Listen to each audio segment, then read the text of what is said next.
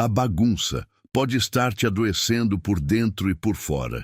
Existe uma sensação que muitas pessoas carregam sem conseguir nomear. É aquela inquietação que aparece quando você chega em casa depois de um dia longo e, em vez de sentir alívio, sente um peso ainda maior se instalar no peito. Você olha ao redor e vê roupas empilhadas, objetos espalhados, gavetas que não fecham direito, superfícies cobertas por coisas que não têm lugar certo, e algo dentro de você aperta. Não é exatamente tristeza, não é bem ansiedade. É uma espécie de ruído de fundo que nunca para, que vai consumindo sua energia em silêncio, que vai corroendo sua paz sem que você perceba de onde vem o cansaço. Você já tentou dormir bem e acordar ainda exausto? Já tentou relaxar num ambiente em que cada canto te lembra de algo que ainda precisa ser feito? Já sentiu que sua mente nunca desliga, mesmo quando seu corpo está parado? Pois saiba que pode haver uma ligação direta entre o espaço que você habita e o estado que você vive por dentro. A ciência já comprova isso. A sabedoria antiga sempre soube disso. E a sua própria experiência, se você parar para ouvir, também confirma. Este roteiro não é sobre arrumação.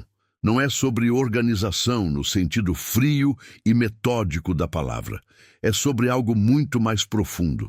É sobre compreender que o externo sempre reflete o interno e que o interno sempre responde ao externo. É sobre entender que o espaço onde você vive não é apenas um cenário da sua vida, mas uma extensão viva de quem você é, de como você se sente e de como você acredita que merece viver. Porque você merece mais do que sobreviver dentro da própria casa. Você merece habitar um lugar que te acolhe. E esse processo começa muito antes de qualquer gaveta ser aberta ou qualquer objeto ser guardado. Ele começa numa decisão interior, numa escolha silenciosa de dizer: eu mereço paz. E paz também tem forma. Paz também tem endereço. Vamos caminhar juntos por esse entendimento. Há uma frase que carrego comigo há muito tempo. O excesso grita, o essencial sussurra. Pense nisso por um instante. Quando um ambiente está cheio demais, barulhento demais, sobrecarregado demais, ele literalmente grita para o seu sistema nervoso. Não com palavras, com estímulos, com informação visual que seu cérebro precisa processar mesmo quando você não quer. Mesmo quando você está exausto, mesmo quando você só quer parar. Neurocientistas chamam isso de carga cognitiva ambiental. Cada objeto fora do lugar, cada superfície bagunçada, cada pilha de coisas não resolvidas representa uma microtarefa que o seu cérebro registra como pendente. E o seu sistema nervoso, que foi projetado para garantir sua sobrevivência, interpreta cada uma dessas pendências como um pequeno alarme ligado. Individualmente, parecem insignificantes. Coletivamente, formam um ruído constante que drena sua energia, fragmenta sua atenção e impede o seu sistema de entrar em estado de descanso verdadeiro. É por isso que muitas pessoas relatam não conseguir relaxar em casa. Não é preguiça, não é fraqueza, é o sistema nervoso fazendo exatamente aquilo para o qual foi treinado. Varredura contínua do ambiente em busca de ameaças, problemas, tarefas incompletas. A bagunça alimenta esse ciclo. Ela mantém o alerta ligado quando você mais precisaria que ele fosse desligado. E aqui começa a filosofia que precisamos entender antes de qualquer ação prática. Porque se você arrumar a casa sem entender por que está arrumando, vai desarrumar de novo em pouco tempo. O hábito externo, sem a transformação interna, é apenas cosmético. Dura uma semana, talvez duas, e então a vida vai engolindo o esforço e tudo volta ao mesmo estado. A pergunta que importa não é como eu arrumo. A pergunta que transforma é: o que dentro de mim criou esse ambiente e o que esse ambiente está fazendo com quem eu sou? Existe um princípio muito antigo, presente em praticamente todas as tradições de sabedoria da humanidade, que diz que o mundo exterior é um espelho do mundo interior. As tradições orientais falam sobre isso. Os filósofos estoicos falam sobre isso. A psicologia junguiana fala sobre isso. A espiritualidade afro-brasileira fala sobre isso quando nos ensina que o ambiente onde vivemos precisa estar em harmonia, que a energia do espaço influencia a energia de quem habita. Quando olhamos para um ambiente bagunçado com os olhos da filosofia, não vemos apenas desordem física, vemos pensamentos não concluídos, vemos emoções represadas, vemos decisões adiadas.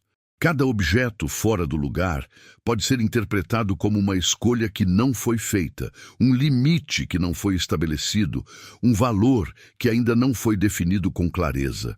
Não estou dizendo que ter uma casa bagunçada significa que você é uma pessoa desordenada por natureza ou que há algo errado com você. Não é julgamento, é observação. A bagunça muitas vezes surge em períodos de sobrecarga emocional, de luto, de ansiedade intensa, de depressão, de mudanças abruptas na vida. O espaço externo reflete o estado interno. É quase como se a casa dissesse em voz alta aquilo que você não consegue verbalizar. E o problema é que esse reflexo, uma vez instalado, começa a retroalimentar o problema. O estado interno cria a bagunça. A bagunça intensifica o estado interno. É um ciclo. E para sair desse ciclo, precisamos intervir nos dois pontos ao mesmo tempo, no espaço físico e no espaço interior. É exatamente disso que vamos tratar agora. Não com grandes reformas, não com projetos impossíveis de organização total, mas com pequenos rituais, micro-hábitos que custam R$0, levam poucos minutos e têm o poder de começar a quebrar esse ciclo um dia de cada vez. O primeiro princípio que precisamos entender é este: clareza no espaço gera clareza na mente. Quando você acorda de manhã e o primeiro ambiente que seus olhos encontram está em ordem, seu sistema nervoso recebe uma mensagem imediata. Está tudo bem. Não há urgência. Não há alarme. Há paz. E esse estado, mesmo que dure apenas alguns minutos, começa a estabelecer o tom emocional do seu dia. Por isso existe um hábito que parece pequeno demais para importar, mas que pessoas de todo o mundo relatam como transformador: fazer a cama logo ao acordar. Não é sobre estética, não é sobre ser caprichoso, é sobre dar ao seu cérebro uma primeira vitória do dia. É sobre transformar um espaço de caos em um espaço de ordem em menos de 3 minutos. É sobre dizer para si mesmo, ainda que em silêncio: eu sou capaz de cuidar do meu espaço. Eu mereço um ambiente que me acolhe. Esse pequeno gesto cria um efeito cascata. Uma pesquisa da Universidade de San Diego descobriu que pessoas que fazem a cama regularmente relatam maiores índices de bem-estar, melhor qualidade de sono e sensação de mais controle sobre a própria vida. Não porque a cama feita magicamente resolve os problemas, mas porque ela estabelece um padrão de ordem que o cérebro começa a querer manter nos outros ambientes também. Pequenos rituais curam grandes cansaços. Esta frase não é só poética, é biológica. O segundo princípio: o que está acumulado está estagnado. Pense na água. Quando ela flui, ela está viva, oxigenada, capaz de sustentar vida. Quando ela para, ela fica parada, começa a criar mofo, perde vitalidade. O mesmo princípio se aplica à energia dos espaços. Ambientes cheios de coisas acumuladas, especialmente coisas que você não usa, não ama e não precisa, criam estagnação energética. Muitas tradições espirituais falam sobre isso. O Feng Shui, por exemplo, ensina que o excesso de objetos bloqueia o fluxo de energia vital no ambiente. A Umbanda ensina que a casa precisa estar limpa e organizada para que as energias boas possam circular. Não são conceitos distantes da realidade prática. São formas diferentes de descrever o mesmo fenômeno que a psicologia ambiental confirma. Ambientes sobrecarregados reduzem o bem-estar subjetivo, aumentam os níveis de cortisol e prejudicam a capacidade cognitiva. O hábito prático aqui é o que chamo de regra dos 10 minutos. Uma vez por dia, apenas uma vez, você escolhe um espaço pequeno da sua casa. Não tente fazer tudo de uma vez. Isso paralisa. Escolha uma gaveta, um canto de uma superfície, um canto do quarto. E durante 10 minutos, você pergunta para cada objeto: isso serve a algum propósito na minha vida atual? Isso me traz algum sentimento positivo? Se a resposta for não para as duas perguntas, é hora de deixar ir. Deixar ir objetos é um exercício espiritual profundo, porque muitas vezes o que nos impede de soltar coisas físicas é o mesmo que nos impede de soltar coisas emocionais. O apego ao passado, o medo de que o futuro não seja suficiente. A crença de que precisamos guardar tudo porque talvez um dia precisemos. Quando você consegue olhar para um objeto que já não serve e dizer "eu te libero", você está praticando algo muito maior do que organização doméstica. Você está praticando desapego, está praticando confiança no fluxo da vida. O terceiro princípio, superfícies limpas, são convites ao pensamento claro. Existe algo que os especialistas em design de ambientes chamam de barulho visual. É o conjunto de objetos, papéis, embalagens, enfeites, coisas soltas que cobrem as superfícies da sua casa e que, mesmo sem você notar conscientemente, continuam sendo processadas pelo seu cérebro em segundo plano. Imagine que sua mente tem uma quantidade limitada de energia disponível por dia. Cada decisão, cada estímulo visual, cada microtarefa mental consome uma fração dessa energia. Quando o ambiente está cheio de barulho visual, uma parte significativa da sua energia mental está sendo consumida apenas para processar o que está ao redor, antes mesmo de você começar qualquer outra atividade. Por isso, pessoas criativas, pensadores profundos, meditadores, escritores, todos eles tendem a trabalhar em ambientes com o mínimo de distração visual possível. Não é coincidência, é estratégia. Quando o olho encontra superfícies limpas, a mente se liberta para pensar com mais profundidade, para sentir com mais presença, para descansar com mais qualidade. O hábito prático aqui é simples e radical ao mesmo tempo. Escolha uma superfície da sua casa, apenas uma, e a mantenha permanentemente livre. Pode ser a mesa de centro, a bancada da cozinha, a mesinha de cabeceira. Escolha uma, e toda vez que algum objeto tentar pousar ali, você o redireciona para o lugar certo. Essa superfície livre se torna um símbolo da sua intenção de paz. Ela manda uma mensagem constante para o seu sistema nervoso. Aqui é um lugar de clareza. O quarto princípio. A limpeza é um ato de amor próprio. Há uma diferença muito importante entre limpar por obrigação e limpar como um ato de cuidado consigo mesmo. Quando limpamos por obrigação, resistimos, procrastinamos, fazemos mal feito. A tarefa é um fardo. Quando limpamos como um ato de amor próprio, a experiência é diferente. Há uma qualidade de presença, há uma intenção por trás do movimento. Experimente isso da próxima vez que for organizar um espaço. Antes de começar, pause por um momento, respire fundo e diga, em voz alta ou mentalmente: eu estou cuidando do meu espaço porque eu mereço viver bem. Eu estou cuidando desse ambiente porque ele é uma extensão de mim. Pode parecer estranho no começo, mas essa simples mudança de enquadramento transforma a natureza da tarefa. Há culturas no mundo inteiro que ritualizam a limpeza. No Japão, existe uma prática chamada Ozoji, a grande limpeza de fim de ano, que vai muito além de tirar o pó. É uma preparação espiritual para o novo ciclo, uma forma de limpar não apenas o espaço físico, mas também as energias do passado. Na tradição dos povos africanos, a limpeza da casa está associada à purificação energética, à abertura de caminhos, ao convite para que boas energias entrem e más energias se dissolvam. Você não precisa adotar nenhum ritual específico, mas pode adotar a intenção por trás deles. Pode transformar o ato de limpar em meditação ativa.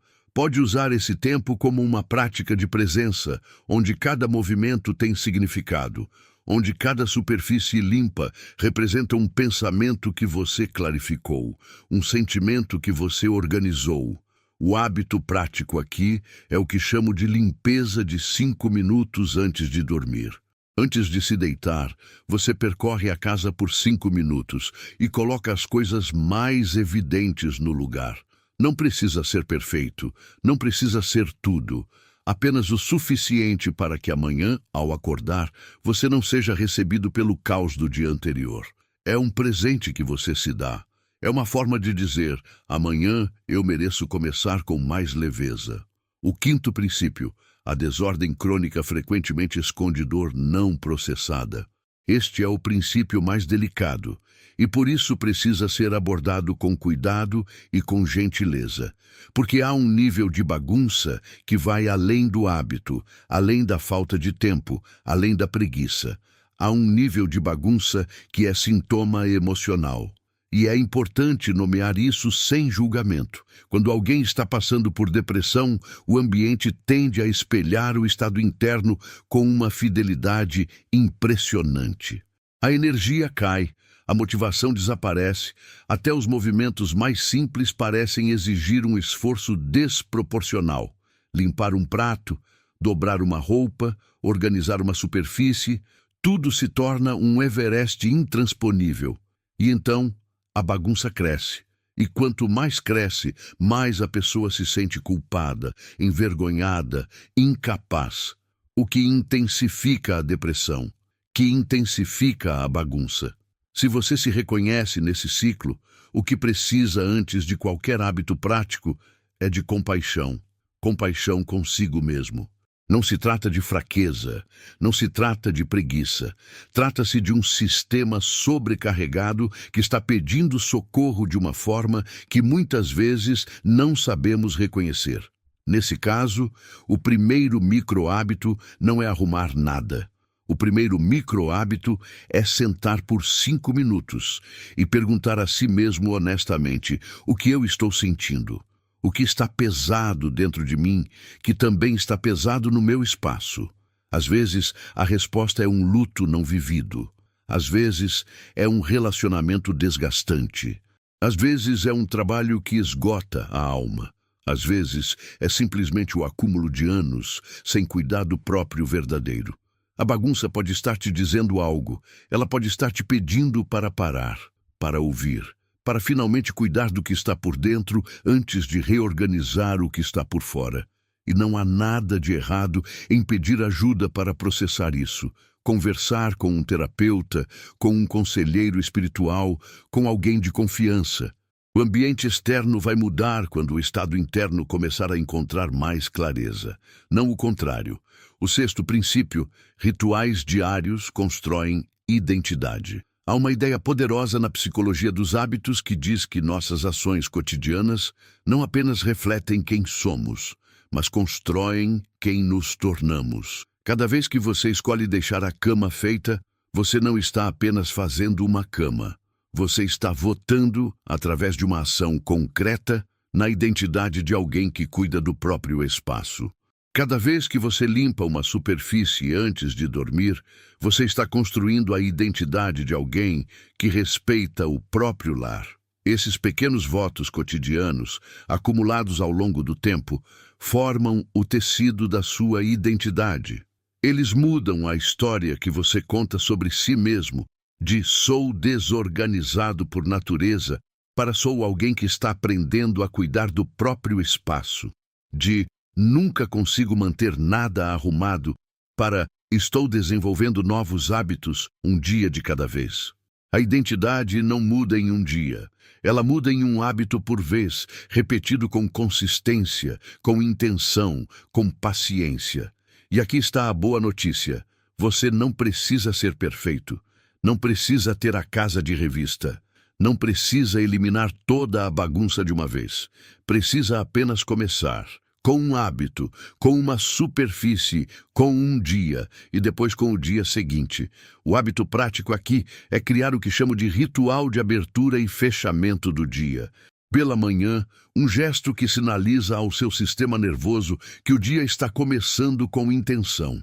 Fazer a cama, abrir as janelas para entrar ar fresco, jogar fora o lixo óbvio da bancada da cozinha.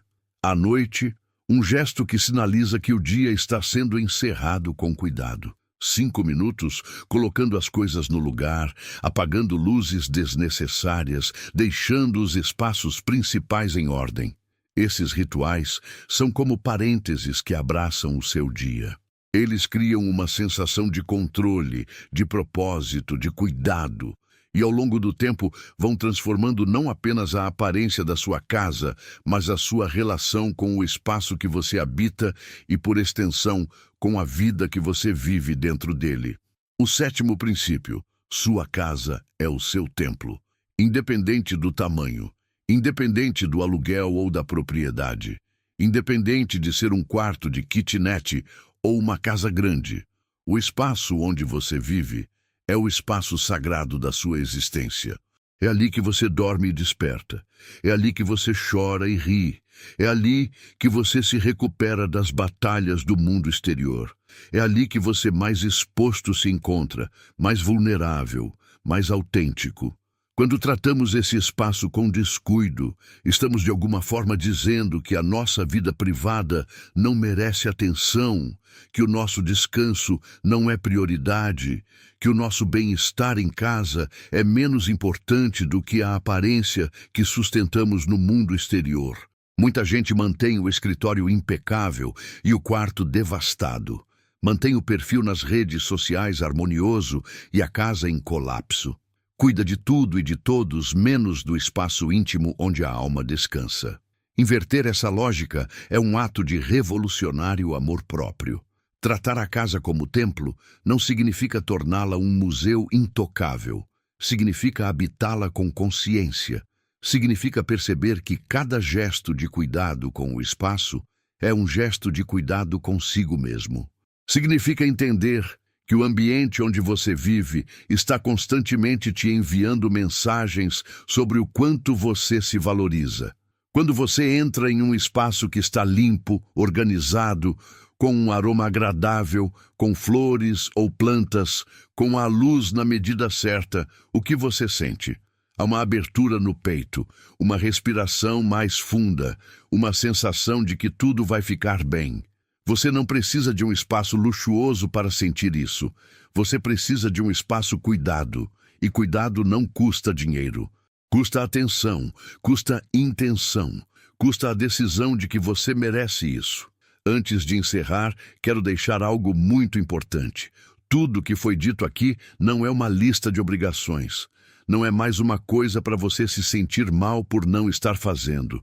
É um convite gentil para olhar ao redor com outros olhos, para perceber as mensagens que o seu ambiente está te enviando, para começar, devagar, a criar um espaço que te sustente em vez de te drenar. Você não precisa mudar tudo amanhã. Você não precisa ter a casa perfeita na semana que vem. Você precisa apenas escolher uma coisa, uma superfície, um canto, um hábito, e começar hoje. Talvez seja fazer a cama amanhã de manhã. Talvez seja passar 10 minutos esvaziando uma gaveta que você nunca abre. Talvez seja simplesmente sentar em silêncio e perguntar ao seu espaço: o que você precisa de mim hoje? E enquanto você faz isso, lembre-se de uma verdade que nenhuma arrumação consegue substituir, mas que toda arrumação pode ajudar a expressar. Você merece viver em paz, não quando tiver mais tempo, não quando a casa estiver completamente em ordem, não quando as circunstâncias forem perfeitas. Agora, do jeito que você está, com a casa do jeito que ela está, você merece paz agora. E cada pequeno passo que você der em direção a um espaço mais sereno é um passo em direção a uma vida mais serena. Porque o externo sempre reflete o interno, e o interno sempre responde ao externo. E você, ao cuidar do espaço onde vive, está cuidando também da alma que dentro dele habita. Cuide do seu templo, ele está esperando por você.